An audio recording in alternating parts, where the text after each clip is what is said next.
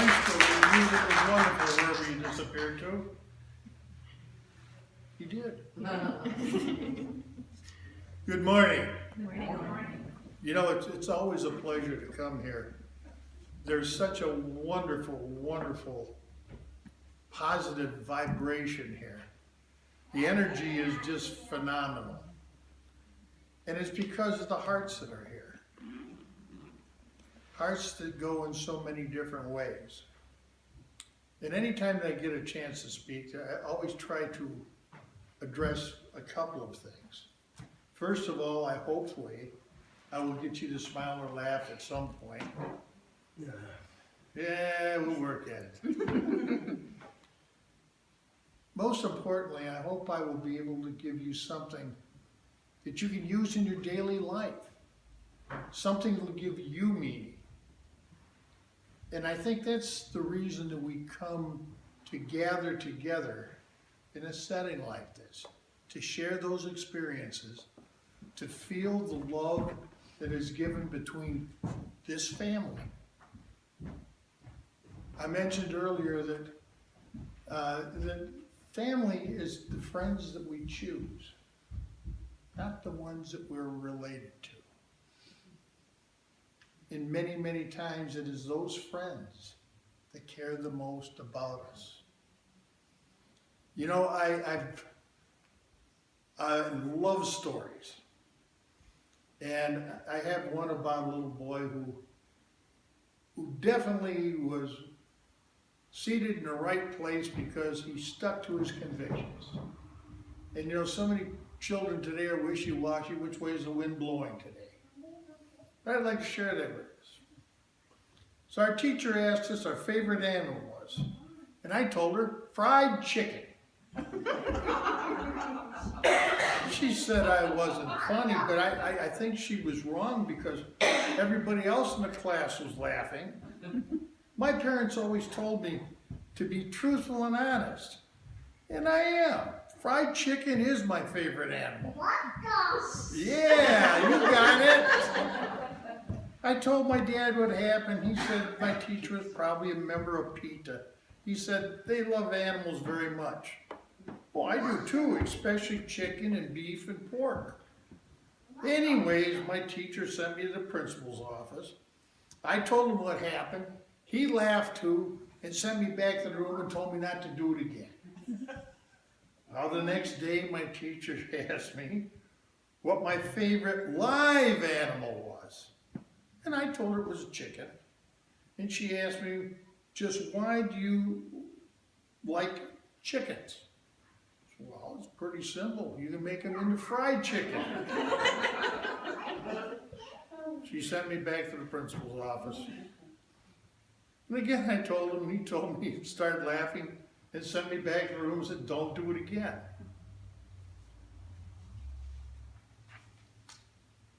I don't understand. My parents taught me to be truthful and honest, but my teacher just doesn't like it when I am. Well, today my teacher asked us what famous person we thought the most of. I told her Colonel Sanders. Never guess where the hell I am. Well, good. We got everybody smiling and chuckling a little bit, and it's a good way to start today. Because I've got a very simple philosophy. Any day that I can't smile and laugh is really a total waste. And it's so much better if I can make somebody else smile and laugh. Because what we're doing there is sharing a wonderful energy with people. And you never know when that smile that you give to somebody is going to be the perfect lift to pick them up. So remember, it's your job to smile at everybody. I was asked what I was going to speak about this week. I don't know. I ain't got there yet. I mean, seriously. I mean, that's a lot to ask a week or so ahead of time, or 2 weeks ahead of time. I don't know. Wherever Spirit takes me. Well, I thought of a few things to speak of, and then last night I got on my computer. I was going through some of the notes that I had on different things. And I came across an article that was written by Regina Brett, 90 years old, and she'd been a reporter for the Cleveland Plain Dealer. And she said, to celebrate growing old, I wrote 45 lessons that life has taught me. I'd like to share them with you, because we can all learn from a little experience. Life isn't fair, but it's still pretty good. When in doubt, just take the next small step. Life is too short hating anyone. Your job won't take care of you. When you are sick, your friends and family will. Stay connected. The fifth one I believe in wholeheartedly. Pay off your credit cards every month. I don't want to give them cotton pickers a nickel they don't deserve. You don't have to win every argument, folks. Be willing to agree to disagree. Number 7, cry with somebody. It's more healing than trying to cry alone. 9, it's okay to get angry with God.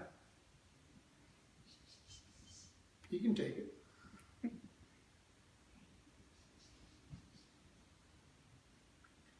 Save for retirement, starting with your very first paycheck, because retirement gets here only too soon. Doesn't it? God bless you. Here, I just happen to have something for you. Oh, good.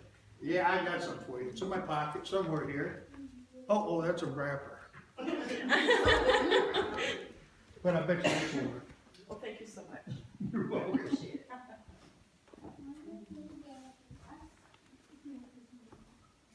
It's another thing, whenever you get a chance, random acts of kindness are always the best. I don't know if that's on that list or not, but we'll get through it. When it comes to chocolate, resistance is futile.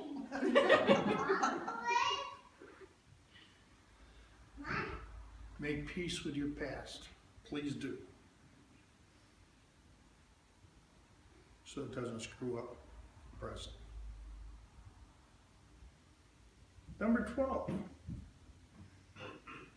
It's okay to let children see you cry. Don't compare your life to others. You have no idea the journey that they're traveling.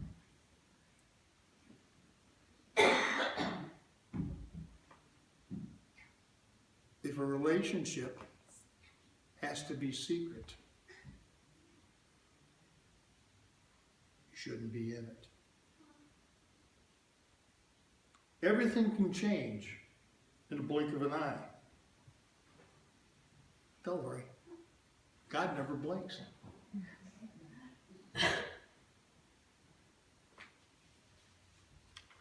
"16, take a deep breath. It calms the mind. As we meditate, we calm our mind. Take that deep breath. I like you did a good job here. Get rid of anything that isn't useful, beautiful, or joyful. Whatever doesn't kill you really does make you stronger. 19, it's never too late to have a happy childhood, but the second one is entirely up to you. 20, when it comes to going after what you love in life, don't take no for an answer. Burn the candles. Use the nice sheets. Wear the fancy lingerie. Don't wait for something special, because today is special. Over-prepare and then go with the flow. Be eccentric now. Don't wait for your old age to wear purple. I ain't old yet. Well, getting there.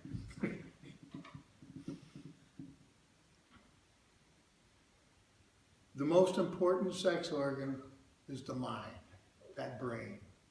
Use it. No one is in charge of your happiness, but yes, you got it. Frame every so-called disaster with these words. In 5 years, will this really matter? That's an important one. Some of those little things that we stub our toes on, will it really matter in 5 years? Forgive everyone and everything. One of my all-time favorites here. What other people think of you is none of your business. Anything they think of you, that's their problem. It ain't yours. Time heals almost everything. Give it time. However good or bad your situation, it will change. 32, don't take yourself so seriously. No one else does. Next one I love to. Believe in miracles. Something we need to do. Sometimes we deal with the negative so much we can't get to that positive side. And we can't see the forest for the trees. But those miracles are around us each and every day. We just need to accept them as they come our way. God loves you because who God is. Not because of what you have done, or might have done, or haven't done. He loves you unconditionally. I've added some more to it, especially that last part. Because God does love you unconditionally. Just as you should love yourself unconditionally. Don't audit life. Show up, make the most of it now. Growing old beats the alternative, dying young. Remember, your children only get one childhood. All that truly matters in the end is that you loved. Get outside every day. Miracles are waiting everywhere. If we all threw our problems in a pile and saw everyone else's, we'd grab ours in a hurry. Envy is a waste of time. You really have all that you need. Remember, the best is yet to come. 43. No matter how you feel, get up, dress up, and show up. Be that person you really want to be. No matter 44, we're going to get to close the end here. Yield. 45. Life isn't tied with a bow. Just remember, it is a gift. And again, remember the friends are your family. Choose them wisely. So that was just something that I came across. I thought I needed to share because I knew there was something in that list that would help somebody here. Spirit always gives me something. Now, I talked about a couple of things, and I've got to ask, how many of you have seen an angel? How many of you talked to an angel? I'll relate a little bit of a story. If I might, I don't think I have here before. It's usually a hard one for me to do. and I get a little choked on it occasionally. When I was in Vietnam, I was a Navy hospital corpsman. I was attached to the Marines, so I was the doc. And anytime a platoon was sent out into the field, a corpsman had to go with it. And the reason's pretty obvious. If somebody got hit, there was medical attention for them right then and there. And I'd like to think that we saved the lives of a lot of young men. Anyways, I was in I Corps. I was detached to I Corps up in the north, near the DMZ. And we're at this fire base, and the NVA, that's the North Vietnam Army, would come across the border, come across the DMZ at night, resupply their people that they had in country, as well as the Viet Cong. So they had decided to set up a night ambush. So you do this, to do it, to go set it up, you gotta do it in the day so you can see what you're doing. But let me tell you what, when it gets dark up there, it gets dark. There ain't no street lights, folks. Well, anyways, we were going down this trail, and all of a sudden there was a Marine right next to me who I'd never seen before. And of course, in the vernacular of the Marine Corps, being the salty dog that I was, it was, "Who the are you?" Well, I mean, it was the same thing back and forth, and the vernacular was definitely of the time. And he said, "My name's Michael." "Well, what the heck do you want?" He said, "Doc, you've got to get these people off this trail." "What are you talking about?" Well, we bantered back and forth for quite a while. And finally, with most emphatically, he says, "Look, Doc, you got to get these people off this trail because you are in imminent danger." I went something about something, defecation and what have you. And I looked to the left, I looked back to the right, he was gone.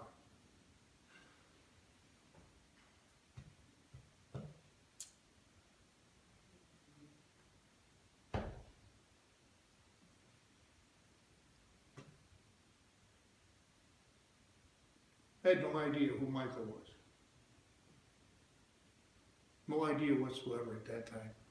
I was an old man at 21 with a bunch of kids who were 18 years old. I sent word up to the sergeant. He was older than me by a year. I said, "Sergeant, we gotta get the hell off this trail." I said, "What's the matter?" So he started breaking my oranges. So he says, "Wait a minute, SOB. I got a gut feeling. We gotta get off this trail." I says, "Hey, you SOB again, humor me." He said, "Damn, Doc, you're serious." I said, "You bet I am." Now, how could I tell them that I was talking to somebody and they just disappeared? I couldn't do that. I mean, here we go, loony time, we're gonna get you a Section 8. Anyways, we moved a click off of the trail. Everybody got down, quiet. It wasn't 2 minutes. The NVA came through. We were outnumbered better than 10 to 1, we'd all been dead meat.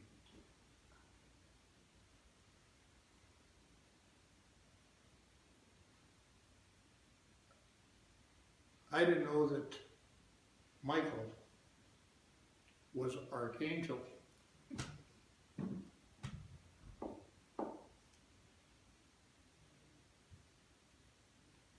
The story doesn't quit there.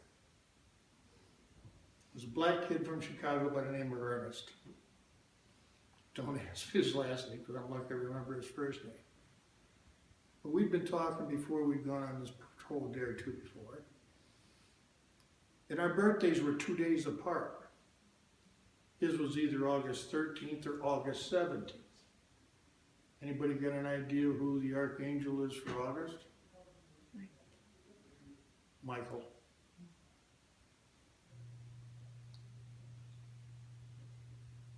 So I'm eternally grateful to Michael, as well as every one of those guys in that platoon should be. And I carry a little thing with Michael in my pocket.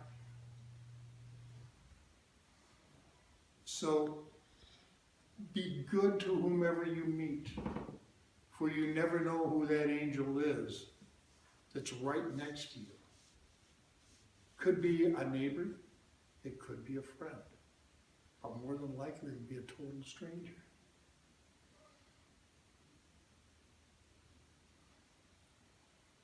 Then I thought, well, I got through that, my gosh.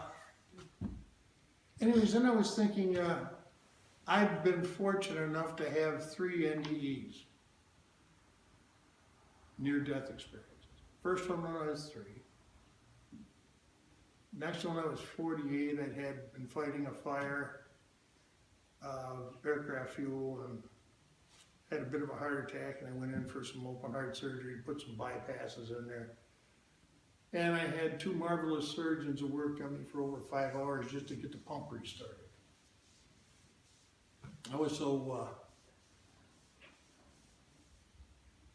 inundated with their anesthesia that the trip I don't remember, but I know I was gone. 3 years later, at this time of year, right at Christmas time, I got the old-fashioned influenza. By the way, has anybody else had a near-death experience yet? You looking at me? Yeah, I'm looking at you. It was a car accident. It wasn't near death. Well, okay. So maybe you can relate to what's going to happen next. Anyways, I went over to Brooks Hospital in Dunkirk, New York. And I got admitted. I had the old-fashioned influenza with viral pneumonia. And I think I was up on the 3rd floor, and I don't remember if it was the first or second night that I was there. But anyways, the night nurse came in to take my vitals, and he said to me, he said, "Jack, have you been up walking around?" I said, "No, you just woke me up." He said, "Well, don't get out of bed, so I've got to go give your doctor a call." Okay, after 6 years as a Navy corpsman, about 30 as an EMT, didn't take me too many smarts to figure out what was going on. So I just reach over like this and grab a hold of my pulse. I went, ooh, we're in tachycardia. I said, this is not good. So my doctor didn't have the duty that night, but one of his partners did. When Dr. Landis came in, I see the night nurse, he had a nice big syringe with him, so I knew I was about to get stuck. And Dr. Landis listened to my heart for a while, and he says, "Jack, I've got to give you a shot to slow your heart down." He said, "I got to caution you, this is a very painful shot." He says, "It hurts." I said, "Okay, let's just get it done." But he wasn't kidding. That sucker hurt. And I know he was at least one SOB before he got done. I mean, it hurt. Well, he stood there and he periodically kept checking my heart, see if it was slowing down. All of a sudden, it was like I was on fire. Like I was just ready to spontaneously combust. The next thing that I was aware of, I was in this tube, real dark tube, with this wonderful cool air just washing over me, cooling me down. And I could see a light at the end of it. Quote, the light at the end of the tunnel. Let me tell you what, folks, it's bright. And as you travel, it gets larger and larger and larger and brighter and brighter.